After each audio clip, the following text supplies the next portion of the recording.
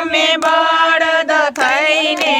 અવતરશો તમે ઘર ઘરના માલિક બનશો તમે ઘર ઘરના માલિક બનશો તમે મારા પરોણા બહુ ખાશો વાલીડા દુખડા બહુ પડશે તમે મારા પરોણા બહુ ખાશો તમે લીડા દુખડા બહુ પડશો તમે હરી ભજી લઈ લ્યો લાવો તમે હરી ભજી લઈ લ્યો લાવો પછી અવસર નહીં આવે આવો પછી અવસર નહીં આવે